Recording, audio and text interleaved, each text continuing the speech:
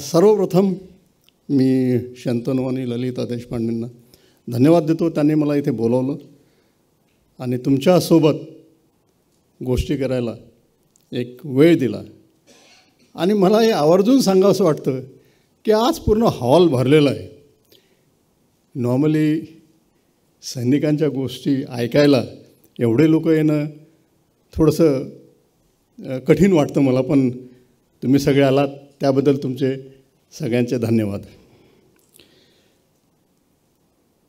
मी माझं भाषण सुरू करायच्या आधी शंतनूला विचारलं होतं कोणत्या भाषेत बोलायचं. कारण की काय असतं की जे आर्म फोर्सेस ऑफिसर असतात त्यांची मला कोणीतरी विचार त्यांची ओळख कशी काय सांगायची. तुम्ही जर सिव्हिल ड्रेसमध्ये असला तरी कोणी म्हणते ताठ उभे राहतात, कोणी ड्रेस चांगला असतो सगळं. पण माझ्या मते सगळ्यात मोठी ओळख म्हणजे आर्मी ऑफिसरला ना हिंदी येत, ना मराठी येत, ना इंग्लिश बरोबर बोलता येत. त्याहून मी विदर्भातला, म्हणजे माझी मराठी म्हणजे वराडी. आणि तुमच्या पुणेकरांसारख्या समोर तर मला माहीत आहे की म्हणजे अरे जाऊ दे त्याला काय बोलतो ते ऐकू दे, वराडी आहे चालतं आहे. पण मला अशी खात्री आहे की तुम्ही सगळे पुणेकर जी जशी वराडी आहे ते ऐकून घ्याल. आणि बऱ्याच ठिकाणी मी बोललो आणि ते म्हणतात नाही नाही तुमचे चांगले वराडी नाही पुणेकरांसारखीच आहेत. आणि त्यासाठी सगळ्यात मोठी मला वाटतं उपाधी दिली आहे. तर माझं भाषण मी 3 टप्प्यात करीन. सगळ्यात पहिले माझे काही एक्सपिरियन्सेस, म्हणजे 40 वर्षाची जी नोकरी झाली त्यामध्ये 3-4 प्रसंग मला असे वाटतात की ते तुम्ही ऐकायला पाहिजे. नंतर मी सर्जिकल स्ट्राईक कसा झाला, म्हणजे लोकांना बऱ्याचशा शंका कुशंका त्याबद्दल आल्या होत्या, त्या मी एक्झॅक्टली कसं काय झालं ते सांगेन. आणि सगळ्यात शेवटी प्रश्नोत्तरं. तुम्हाला काही प्रश्न विचारायचे असले इन्क्लुडिंग आता जे झालेलं ऑफ सिंदूर त्याबद्दल, ते पूर्ण मी उत्तरं जेवढी माझ्याकडून शक्य होतील ती तेवढी देईन. आणि यामध्ये असं काही कॉन्फिडेन्शियल काही राहिलेलं नाही आहे, त्याच्यामुळे तुम्ही काही पण विचारू शकता. तर सगळ्यात पहिले मी सांगतो की आर्म फोर्सेसचं लाईफ. आता ललिताजींनी म्हटली एक कविता म्हटली होती, मला खूप छान वाटलं ती कविता ऐकून. कोणतरी दखल घेतली आहे. आतापर्यंत 47 पासून जे आजपर्यंत जे शहीद झाले सगळ्यात जास्त शहीद इंडियन आर्म फोर्सेसचे. आपले जवळपास 60,000 सैनिक मारले गेलेले 47 पासून आजपर्यंत. एवढे कोणत्याच डिपार्टमेंटचं नाही आहे, ना IAS ना IPS ना काही. तर तुमच्यासारख्या लोकांनी संकर्षण कराडांची कविता त्यामध्ये त्यांना धन्यवाद दिला, त्याबद्दल तुमचा खूप आभारी आहे. जसं म्हणतात की असं मला एक अभिमान वाटतो आमच्या आर्म फोर्सेसबद्दल, आणि मला वाटतं तुम्हालाही वाटेल. कोणीतरी 10 वर्षाआधी कोणत्या तरी एका पॉलिटिशियननी म्हटलं होतं एवढी मोठी कोणती गोष्ट आहे, ते मरतात सीमेवर तर त्यांना पैसे पण मिळतात ना. म्हणजे ही गोष्ट अशी आहे की म्हणजे आज मी सांगितलं की तुम्हाला 2 लाख रुपये देईल, तुम्ही उद्या मरायला जाल का? आम्ही जेव्हा सैनिक अधिकारी जेव्हा कमिशन होतो आम्ही एक शपथ घेतो, आणि ही शपथ अशी शपथ कोणीच घेत नाही. आम्ही शपथ घेतो कि जहाँ कहीं मुझे भारत के राष्ट्रपति द्वारा हवा समुंदर और जहाज और थल के रास्ते ज़मीन के रास्ते भेजा जाएगा, मैं खुशी से जाऊंगा और अपने वरिष्ठों की आज्ञा मानूंगा, चाहे इसमें मुझे अपनी जान क्यों न देना पड़े. ही अशी शपथ कोणीच देत नाही. बाकी सगळे IAS आहे IPS आहे मोठे अधिकारी ते म्हणतात आपण कॉन्स्टिट्युशनला करतो, पण स्वतःची जीव धोक्यात घालायची ब्लँक चेक देशाला फक्त सैनिकच करतात. एक असं उदाहरण म्हणजे बघा त्याची मानसिकता बघा. कारगिल वॉरमध्ये एक कॅप्टन नायर म्हणून होते, आणि दुसऱ्या दिवशी तो अटॅक करायला जाणार होता, आणि रात्री बसून तो पंकरमध्ये पत्र लिहितो त्याच्या आईला कि माँ मैं कल अटैक करने जा रहा हूँ, तो शायद मैं वापस नहीं आऊँगा. पण त्याला पूर्ण कल्पना असते की मी उद्या जाणार आणि मरणार. पण त्याने लिहिलं की ये तो होना ही था, याच्यासाठी मी तयार आहे, पण तुम्ही त्याचं दुःख मानून घेऊ नका. आणि आलो तर मग भेटीन. पण जर समजा उद्या माझं काही झालं तर जेवढे काही पैसे आहेत त्या मेडला द्या. तेव्हा त्याला तिची आठवण येत होती की आहे तिला द्या. म्हणजे असं जेव्हा तुम्ही तयार होऊन जाता, ही एक मला वाटतं खूप मोठी गोष्ट आहे. माझ्या लाईफमध्ये 3-4 प्रसंग आले. 1988 साली दरासमध्ये होतो.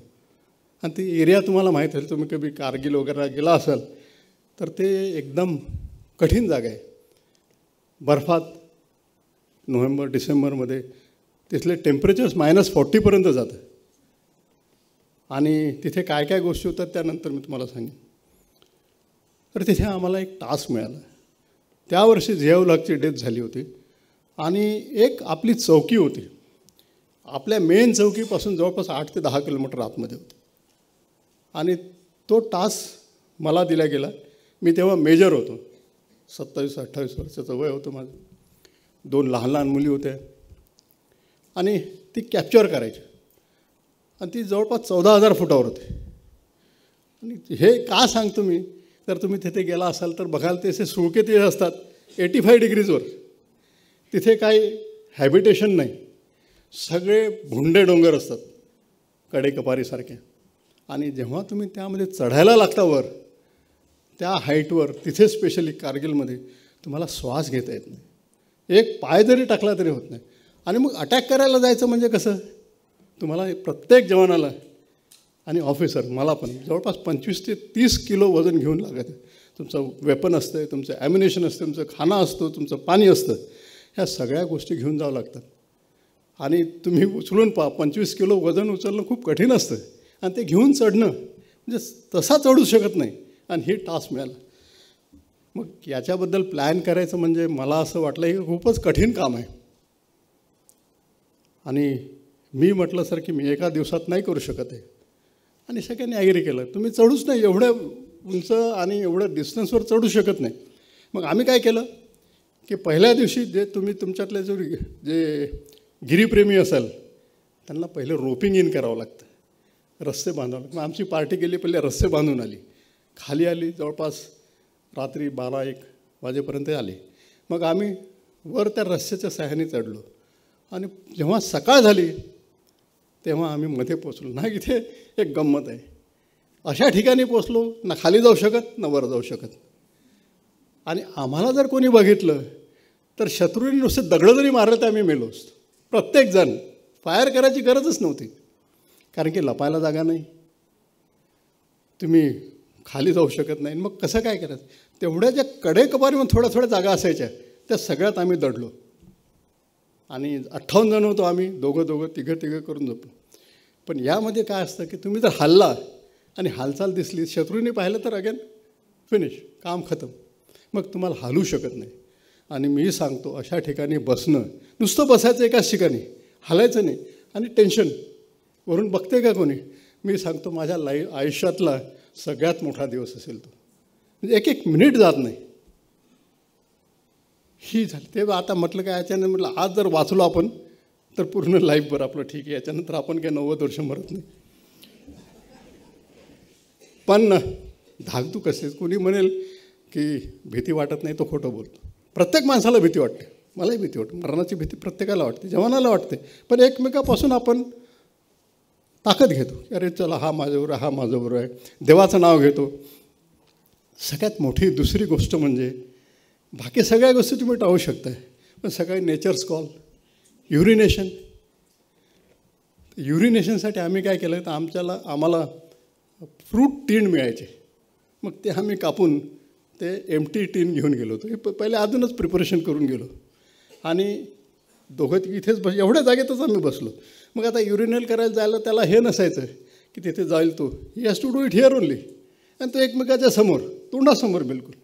पण ते काय तसं काही वाटलं नाही, सगळे एकत्रच. मग ते युरिन ठेवून त्या टिनमध्ये ठेवून तिथे ठेवायचं. कारण काय, आपण फेकू शकत नाही. कारण थोडा थोडा बर्फ असला, जर फेकलं आणि तिथे दिसलं वरच्यांना काहीतरी येलोइश पॅच आहेत, तर अगेन वी आर गॉन. त्याच्यामुळे आपल्या जवळच ठेवावं लागलं ते. त्याच्यापेक्षा सगळ्यात मोठी गोष्ट म्हणजे एक्सक्रिशन. जे तुमची विष्ठा असते ती कशी डिस्पोज ऑफ करणार. त्या हाईटवर रॅव्हेन म्हणून काळे कावळे असतात खूप, आणि ते कुठेही असे असले ते जाऊन झुंडीतून सापडतात. आणि जर ते एखाद्या ठिकाणी झाले, अगेन तुमचा शत्रू तुम्हाला बघू शकतो. मग माझे सगळे जवान सरदार होते, त्यांनी पहिलेच म्हटलं साहेब जुराबे ले चलते ॲडिशनल. मग प्रत्येकाने आपली विष्ठा आपल्या सॉक्समध्ये ठेवली आणि तिथे जाऊन दिवसभर ते सगळं आमचे एक्सक्रीटा युरिन आमच्याबरोबरच होते. पण शेवटी असं की कधी होतं हळूहळू पूर्ण दिवस गेला आणि रात्र आली, तेव्हा आम्ही सुटकेचा श्वास सोडला. मग परत रस्सी बांधली, गेलो. 3:30-4 वाजता आम्ही पोहोचलो आणि पाकिस्तानी टोटली सरप्राईज. ते सकाळी जे काही आले होते सेंट्रीज वगैरे ते आम्हाला पाहून पळून गेले आणि बाकीचे आम्ही मारून टाकले. जवळपास 10 जवान मारले आणि ते चौकी काबीज केली. आणि हे आमचा एकही जवान त्यामध्ये शहीद झाला.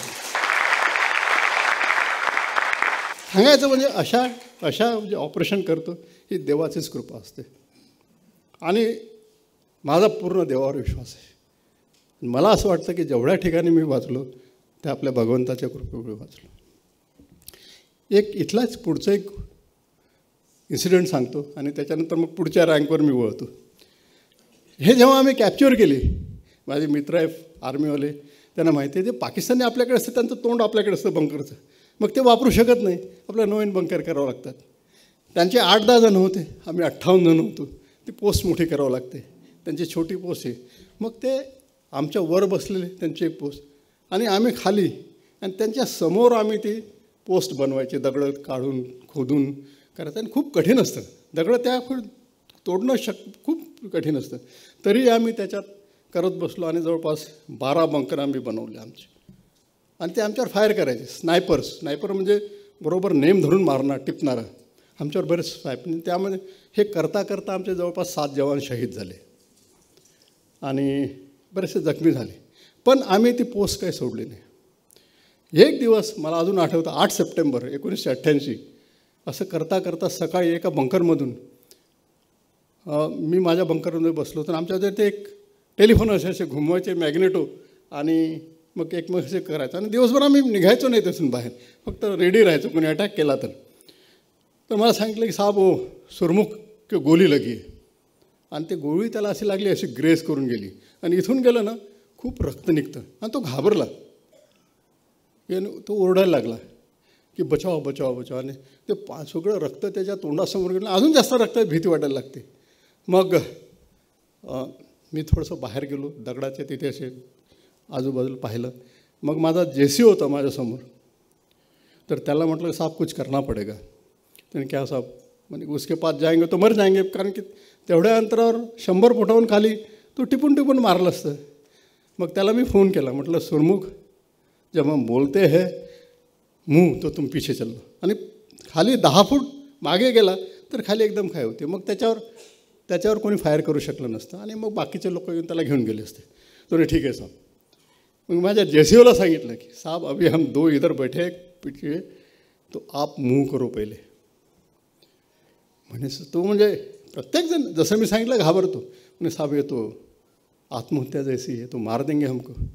मैंने कहा देखो साहब, अगर हम नहीं करते और इसको हम नहीं बचाते हैं तो हमारे सब लोग बोले हमें तो यहाँ मरने के लिए छोड़ दिए, कोई बचाने वाला नहीं है, हमारे ऑफिसर भी नहीं है, जेसीओज भी नहीं, कोई बचाता नहीं.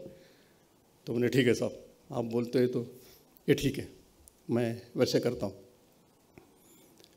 तर तो आपला सरदार निघाला, वाहेगुरुजी का खालसा वाहेगुरुजी का खालसा करत निघाला आणि पळत गेला. पाकिस्तानांना समजलं नाही. त्याने तेव्हा सांगितलं मी मूव्ह कर, आणि तो खाली गेला. पाकिस्तानांना समजलं नाही की हे काय करत आहे, आणि त्यांनी फायरच नाही केला. त्यांना कधीच वाटलं नाही की ओपनमध्ये येतील म्हणून.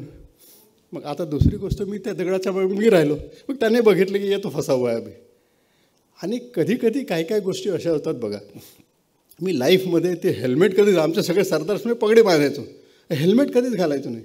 आणि ते हेल्मेट तेव्हाच्या काळातले बघितलं ते हेल्मेटनेच घातल्यानेच माणूस मरेल एवढी ती भारी असते.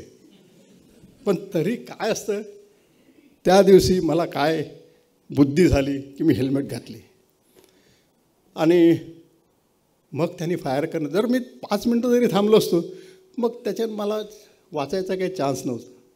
म्हटलं काही जरी करून जसं काय होईल तिथून जवळपास 15-20 फुटाचं अंतर होतं, तिथपर्यंत धावत जाणं गरजेचं. त्याच्यानंतर मी सेफ होतो. आणि त्यांनी फायरिंग जबरदस्त सुरू केली. जसं थोडीशी फायरिंग थांबली, मी त्या दिवशी इतकी जोरात तिथून पळालो. आणि त्या दिवशी जर माझं स्पीड मोजला असेल त्या दिवशी मी उसेन बोल्टला पण हरवलं असतं. पण शेवटी तिथे जाऊन पळता पळता एक HMG म्हणून असते, खूप मोठी आर्मर पिअर्सिंग, ती येऊन माझ्या डोक्यात हेल्मेटला लागली. एकदम असं वाटतं की हत्ती तुम्हाला लागला की एवढ्याच जोरात, आणि ते माझ्या डोक्याला लागले. थोडंसं रक्त निघालं पण वाचलो. त्या गोळीसहित मी आलो आणि ती हेल्मेट अजूनही माझ्या क्वार्टर गार्डमध्ये ठेवलेली.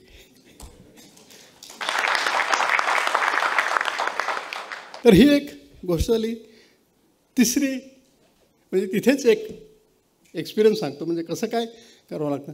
आम्हाला हे करता करता 8 किलोमीटर दूर होतो आम्ही आमच्या मेन डिफेन्सेसपासून. तर पाणी आणायचं म्हणजे माणूस खाण्यावाचून वाचू शकतो, पाणी नसलं तर 3-4 दिवसापेक्षा जास्त वाचतं. खूप त्रास होतो. तर आमच्याजवळचं राशन संपलं होतं, पाणी संपलं होतं, पाणीच राहिलं नाही. आणि सगळेजण डेली हाफ कॉन्शियस स्टेटमध्ये होते. आणि तेव्हा अटॅक केला सर आम्हाला त्यांनी सगळं मारून नेलं असतं. आता आम्ही थकलो, फोन करून करून ये कुछ तो करो, पानी तो भेजो कुछ. आणि ते पण मग कैसे भेज सकते, तुम्हें पानी देने जाएंगे ते लोग मर जाएंगे.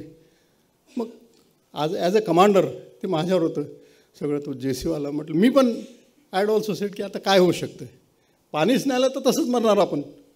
कारण की हाय अल्टिट्यूडमध्ये पाणी मिळत नाही तुम्हाला, बर्फ असला तरच मिळतो.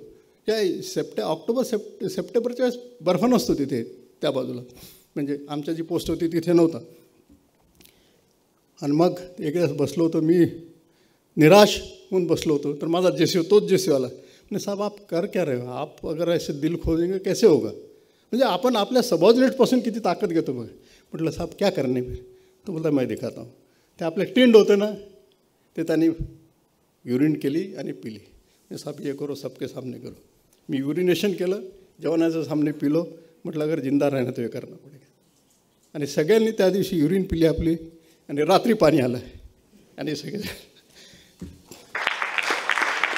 म्हणजे अशा गोष्टी त्या असं वाटतं की, म्हणजे तुम्हाला याच्यासाठी सांगतो की जवानांचं लाईफ सोपं नसतं वर, स्पेशली ऑपरेशन्समध्ये खूप कठीण विचार असतं. आणि तिथूनच मग बर्फ पडला, -40 -50 डिग्रीजवर. आणि जानेवारीमध्ये 89मध्ये पाकिस्तानीने एक अटॅक केला. तर आम्ही असे बसलो आपल्या बंकरच्या तिथे होतो.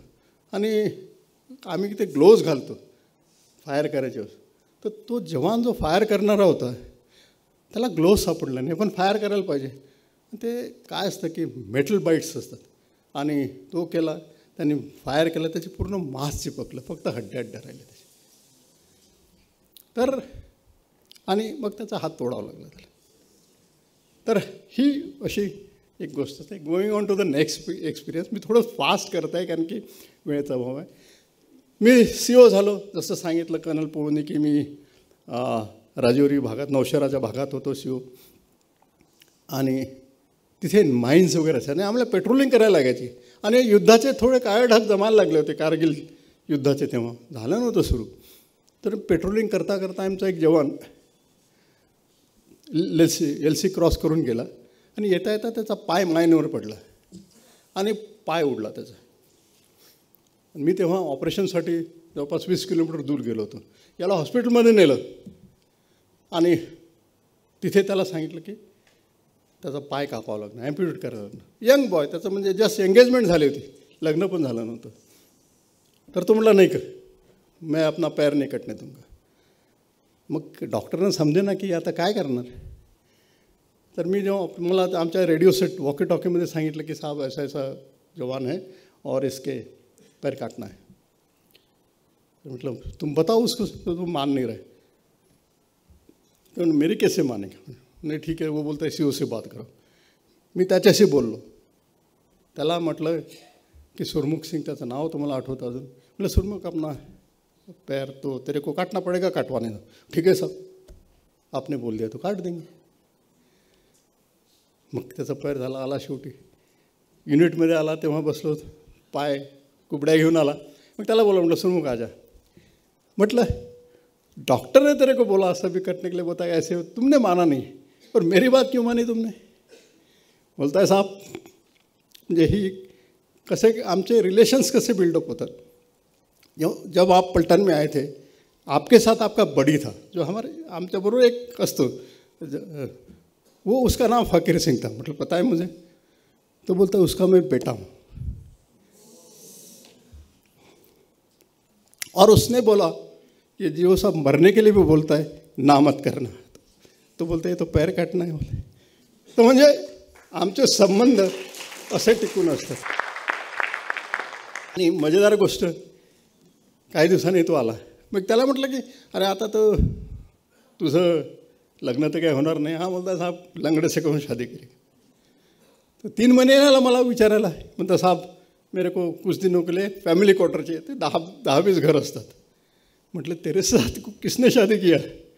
बोलता साहब वही लड़की ने किया है. तो म्हटलं कहाँ है तेरे? बोलता सूर लेके आता. ती बाहेर ती बाहेरच उभी होती. म्हटलं बुलाव उसको. आली माझ्या, young girl, smart looking girl, एकदम कॉन्फिडेंट. म्हटलं बेटे तूने ये लंगड़े से क्यों शादी किया? तो बोलता है साहब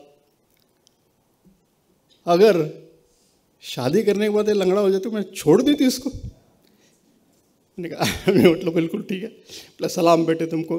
अच्छा.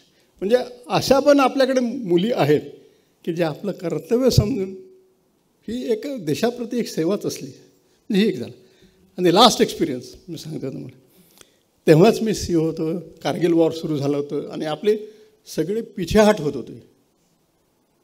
आणि मग आम्हाला सांगितलं की तुम्ही इकडे अटॅक करा, म्हणजे तिकडचं सैन्य इकडे शिफ्ट करायला होईल. आम्ही स्ट्रॉंग पोझिशनमध्ये होतो. तर 27 जूनला मी अटॅक करायला, संध्याकाळी अटॅक करायला गेलो. माझ्याजवळ थँक्यू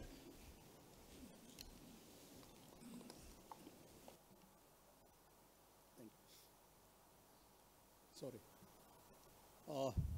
मी एक कंपनी घेऊन गेलो. दुसरी कंपनी दुसऱ्या बाजूला होती. एक जवळच पोस्ट होती, जवळपास 500 मीटरवर. आणि अटॅक केला, ती पोस्ट डिस्ट्रॉय केली. काही लोक मारले, काही पळून गेले. आणि वापस येताना एक नाला होता, लाईन ऑफ कंट्रोल जेव्हा असते तिथे, नियंत्रण रेखा म्हणतो तिथे बरीचशी झाडी असते. या बाजूला झाडी वगैरे नाल्यामध्ये होतो. आणि हळूहळू आम्ही, पण आम्हाला येता येता दुसऱ्या पोस्टनी, त्यांच्या पोस्टनी पाहिलं, चौकीने पाहिलं. आणि जेव्हा सिनियर ऑफिसर असतो, जेव्हा CEO असतो, त्याच्याबरोबर रेडिओ सेट असतो, बाकी लोक असतात, त्यांनी रेडिओ सेट पाहिलं, वाटलं यहाँ पे कोई इम्पॉर्टंट आदमी. आणि तिथे खूप जबरदस्त फायरिंग केली. फायरिंग म्हणजे आपण ते लक्ष्मी बॉम्ब फुटतो तसं नाही.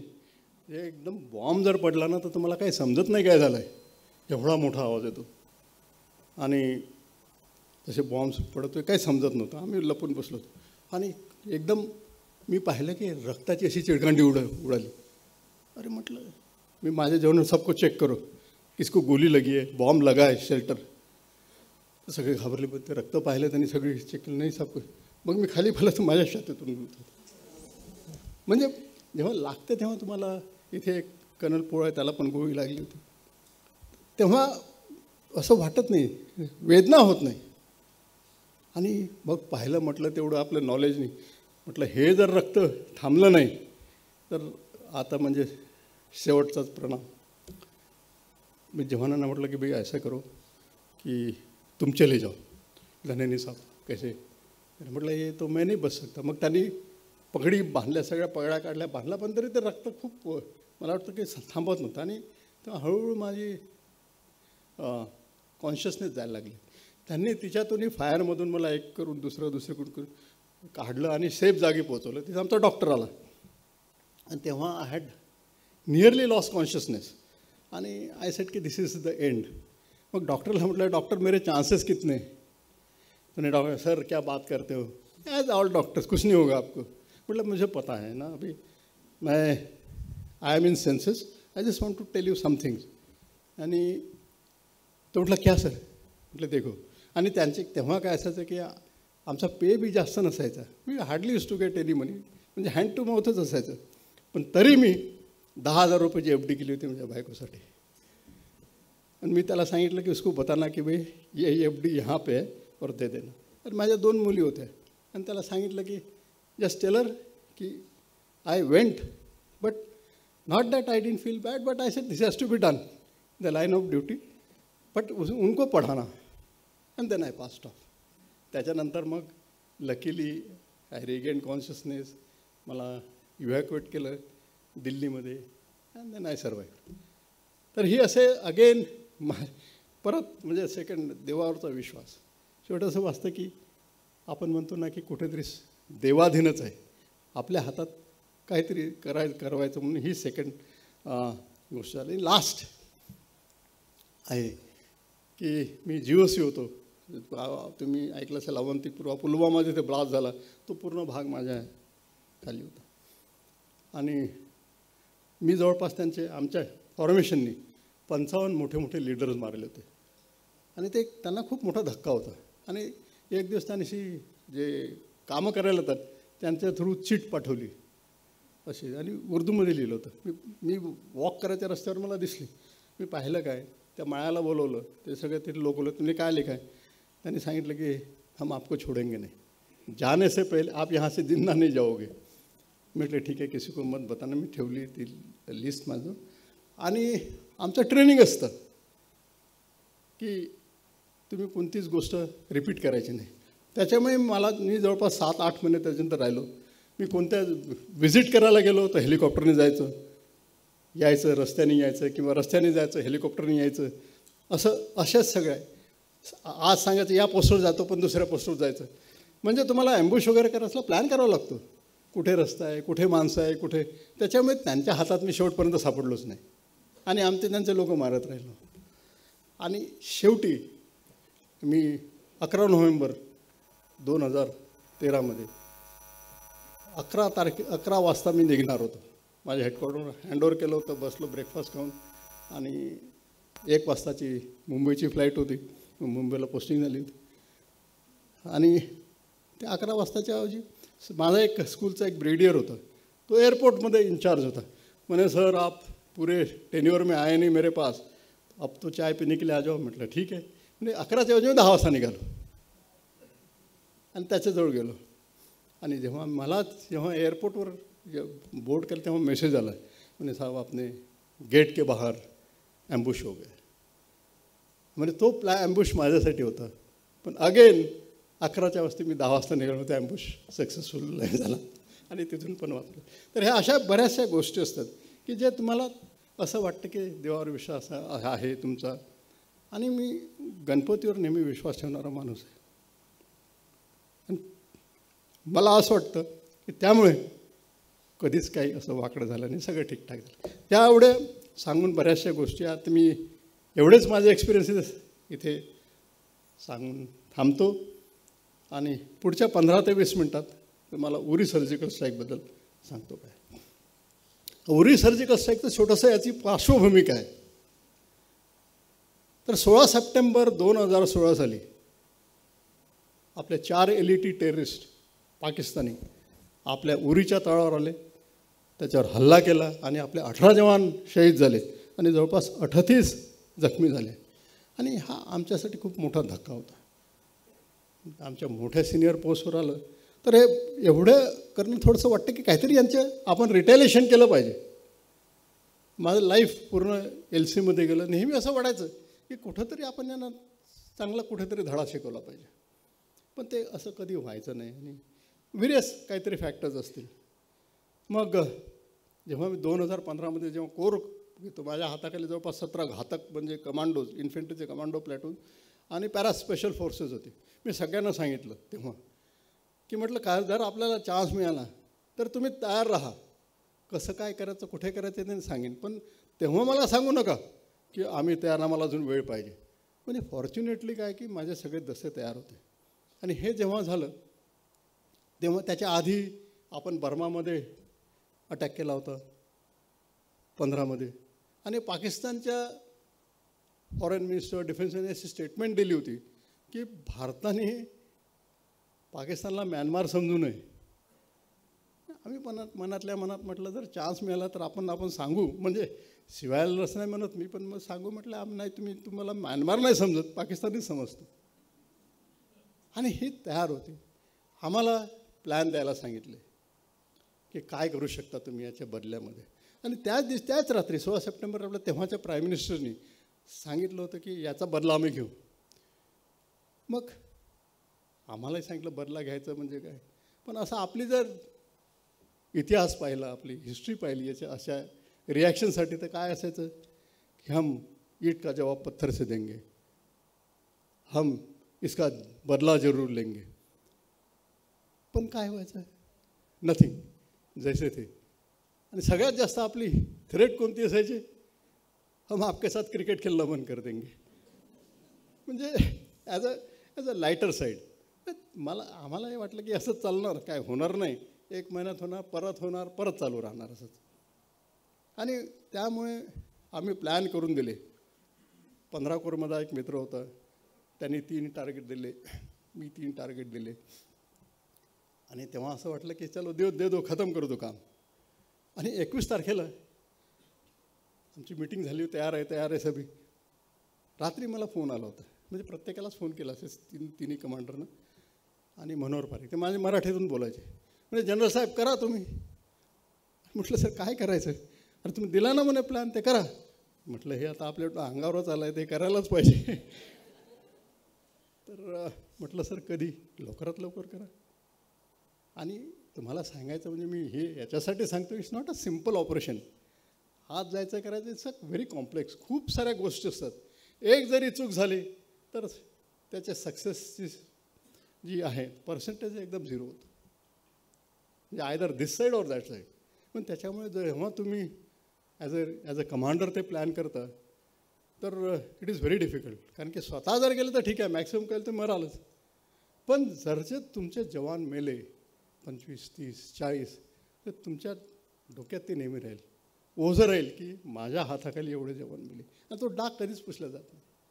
नेहमी मनात येत राहते की अरे असं झालं, हे नसतं केलं तर वाचलं असतं. तर ते सगळ्यात मोठी रिस्पॉन्सिबिलिटी ती. मग अशा गोष्टीसाठी 3 गोष्टी, हे जे असे ऑपरेशन असतात, 3 मुख्य फॅक्टर्स असतात त्यामध्ये की सक्सेससाठी. सगळ्यात पहिले म्हणजे सरप्राईज. सरप्राईज जर असलं तर तुम्ही अर्धं काम झालं. दुसरं असतं टायमिंग, कधी करायचं ते खूप मोठं असतं. आणि तिसरी एक्झॅक्ट एक्झिक्युशन, म्हणजे ग्राउंडवर तुम्ही कसं ते काम करता त्याच्यावर अवलंबून असतं. मग सगळ्यात मोठी गोष्ट म्हणजे सरप्राईज. मग सरप्राईज कशाचं की हे कोणालाच माहीत नसायला पाहिजे. आणि आपल्याला इनहरंट म्हणजे आपल्याला एक फायदा होता. आपली जमेची बाजू अशी होती की पाकिस्तानानं असं कधीच वाटलं नाही की आपण जाऊ. त्यांना असं वाटतं त्यांची मक्तेदारी पाठवायची त्यांचीच आहे, आपण काही करू शकत नाही. आणि झालंच नव्हतं. त्याच्यामुळे एक मोठा भाग होता. तो एक मोठा सरप्राईजचा फॅक्टर होता. दुसरं म्हणजे आपल्या जे हायरार्कीनी आहे ते कोणालाच माहीत होऊ दिलं नाही काय होईल, की असं काय होईल म्हणून. आणि मी सांगतो की याबद्दल पूर्ण भारतामध्ये आम्ही 18 ते 20 जण होतो ज्यांना ही गोष्ट माहीत होती शेवटपर्यंत. इव्हन आमचे जवान होते त्यांनाही शेवटपर्यंत सांगितलं नाही. आणि जे मेन 6 तुकड्या ठेवल्या होत्या त्यांना मी क्वारंटाईन करून ठेवलं होतं. नो मोबाईल, नथिंग करायचं, प्रॅक्टिस करायची. आतल्या आत तिथे करा, हे टार्गेटवर अटॅक करा. पण त्यांनाही माहीत नव्हतं अक्रॉस जाऊन करावं लागेल. बाकी सगळ्या गोष्टी आम्ही तयार करून ठेवल्या होत्या.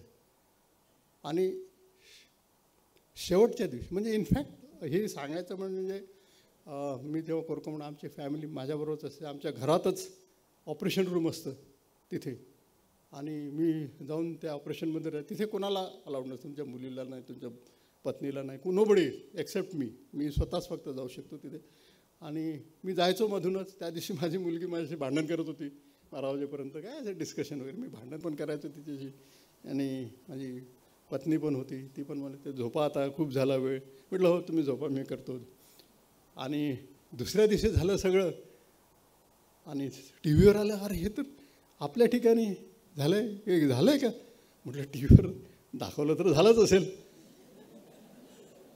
आणि मग म्हणते म्हणजे again on a lighter side, म्हणजे of course my wife is a great support for मी.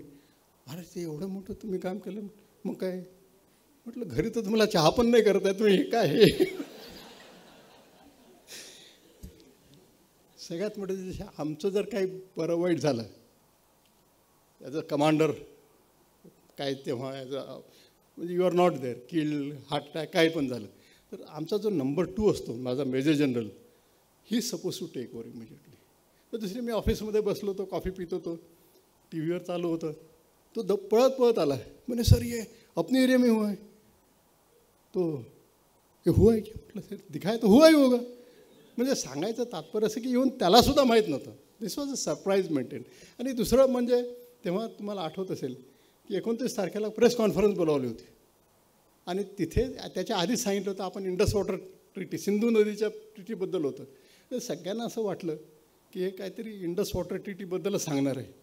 आणि जेव्हा आमचा तो DGMO सरदार जे असेल, आठवत असेल तुम्हाला, सांगितलं आम्ही सर्जिकल स्ट्राईक केले, तेव्हा सगळ्यांना हे पत्रकारांना माहीतच नाही सर्जिकल स्ट्राईक काय.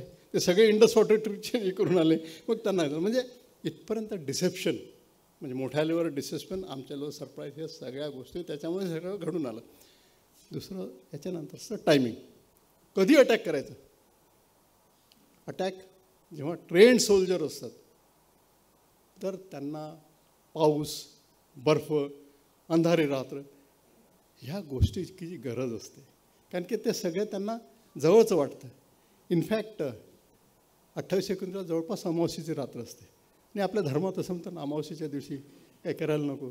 पण आम्ही जवान सोल्जर्स असतात, आम्ही अमावस्येला आमची मैत्रीणच मानतो, तिच्याशिवाय आम्ही काहीच करू शकत नाही. मग ती रात्र जवळपास अंधारी रात्र होती, ते आमच्या पथ्यावरच पडलं 28 एप्रिलची रात्र. दुसरं, कधी अटॅक करायचं. कुणी तुम्ही सांगा की सगळ्यात जास्त माणूस गाढ झोपेत केव्हा असतो. तुम्ही बघा, याच्यानंतर सगळ्यात गाढ झोपेत 3 ते 4 मध्ये असतो, म्हणजे 2:30 ते 4. आम्ही ठरवलं की आपण 3:30 वाजता स्ट्राईक करायचं, म्हणजे सगळे थोडे पेंगलेले असतात, हे करायचं आणि तोपर्यंत आपण तिथे जाऊन सगळे प्रिपरेशन करायचे, रेडी राहायचं. तर तसा टाईम ठरवला. आणि दुसरी गोष्ट म्हणजे आपण आता बऱ्याचशा ऐकतो की सिक्युलर गोष्टी, सगळ्यात जास्त सिक्युलर आम्ही आर्म फोर्सेसमध्ये असतो. आणि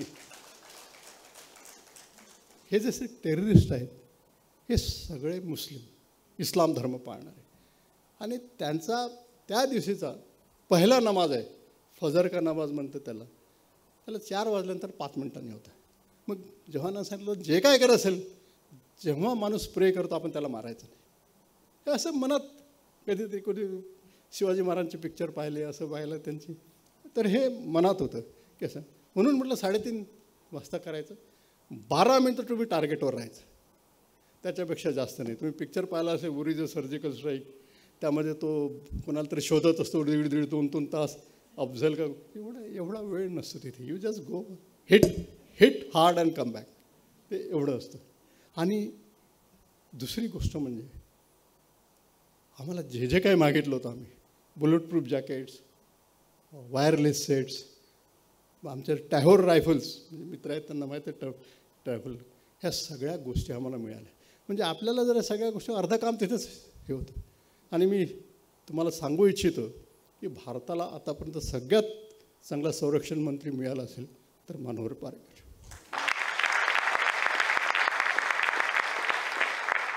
या व्यक्तीने जे काय मागितलं असं वाटलं की मिळणार नाही, या सगळ्या गोष्टी मिळाल्या. आणि त्याच्यानंतर सगळ्यात मजेदार गोष्ट सांगायची म्हणजे आमची जेव्हा ब्रिफिंग होती, आमचा चीफ होता जनरल सुहाग, त्यांनी सांगितलं की हे जे काय केलं तुम्ही हे रेकॉर्ड करून आणा. आणि नाईट व्हिजन कॅमेरा असतात, व्हिडिओज असतात, आणि आमचे एअरफोर्सचे UAVs फिरत होते, आम्ही त्यांच्याशी कॉन्टॅक्टमध्ये, काही जर झालं तर एक्स्ट्रिकेट करायसाठी.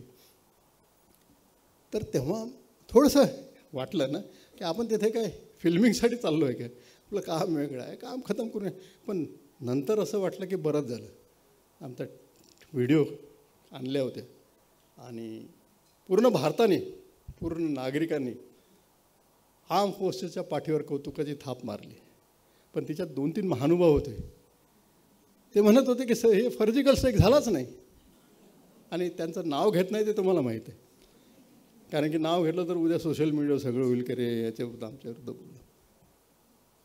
आणि ते जेव्हा त्यांना प्रूफ मिळालं त्याच्यानंतर मग सगळे चूप बसले. पण मला एकच तेव्हा असं वाटलं की पूर्ण देश तुमच्या पाठीमागे आहे. तुम्ही सैनिकांना हे म्हणतात, हे जे भारतीय सेना आहे ही तुमची सेना आहे, सगळ्यांची सेना आहे. ही काही काँग्रेस BJP आप वगैरेची सेना नाही आहे, ही देशाची सेना आहे. आणि हे जे सांगतात तुम्ही त्याच्यावर विश्वास ठेवा. आणि मी निक्षून सांगू शकतो की अजूनही आपल्या देशाने आपल्याला कोणतंही ऑपरेशन दिलं किंवा कोणतंही टास्क दिलं ते 100% करू. ते शाश्वती यश अपयश देवाच्या हाती आहे. तर हे झालं, हे एक जमेची बाजू झाली. मग तिसरी ही जे कसं काय करायचं आहे, how to conduct the operation. मग लाईन ऑफ कंट्रोलमध्ये तुम्ही जेव्हा वाचलं असेल की त्यामध्ये 47 सुरुंग लावले आहेत. आणि तुम्हाला जायचं असलं तर सुरुंग उडला तर मग माहीत होणार, देन ऑपरेशन अगेन खतम.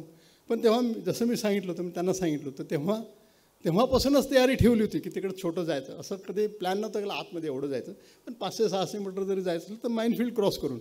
मग त्यामध्ये लाईन ऑफ कंट्रोलवर काय असतात की माकडं येतात, इकडून तिकडे माकडं येतात. मग ते आम्ही बघायचो हे कुठून येतात माकडं. मग ते बेरिंग घेऊन ठेवायचं की इथून इथं आला, इथून इथे आला, म्हणजे माईंड नाही आहे. मग त्यामध्ये आमचे ते काळ्या तारा असतात टेलिफोनच्या, त्या हळूहळू आम्ही ले केल्या होत्या तिथे. आणि हे जवळपास वर्षभर आम्ही केलं होतं. असं माहीत नव्हतं हे करावं लागेल, पण हे अगेन आमच्या पथ्यावर पडलं. तरीसुद्धा अंधार पडल्यानंतर ते 150 मीटर अंतर आमच्या माझ्या 3 टीमला काढायला जवळपास 2 तास लागले. पण फॉर्च्युनेटली हे सगळं सक्सेसफुली आम्ही गेले. आणि तिथे काय असतं की सरप्राईज म्हटलं म्हणजे तुमचं जे वायरलेस ट्रान्समिशन आहे तुम्ही जास्त करू शकत नाही. जे रोजचं असतं तेवढंच पाहिजे. जर जास्त केलं तर शत्रूला होईल तर काय झालं आणि बघतील ते. आणि म्हणून आमचा फक्त कोडवर्ड इथे गेलं, ते कोडवर्ड दिला, ठीक आहे.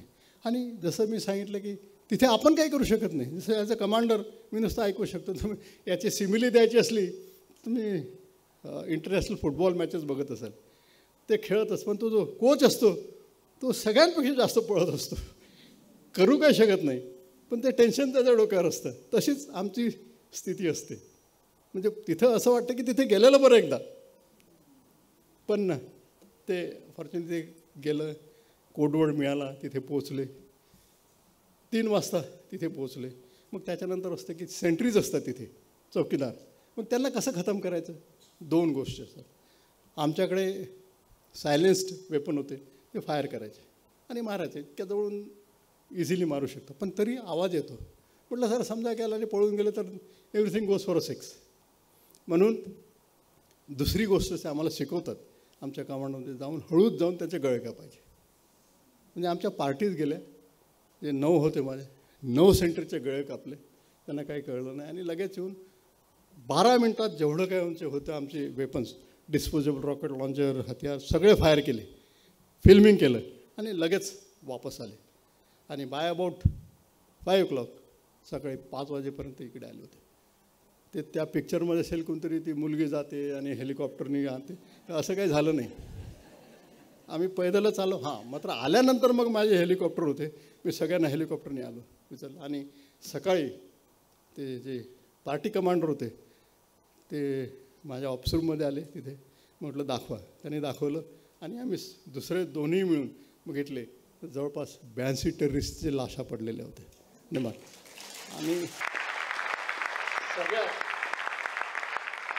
सगळ्यात मोठी गोष्ट, आपला एकही जवान शहीद नाही झाला. That was the biggest success and biggest satisfaction of me. Thank you, ladies and gentlemen. I enjoyed giving a talk. I finished here.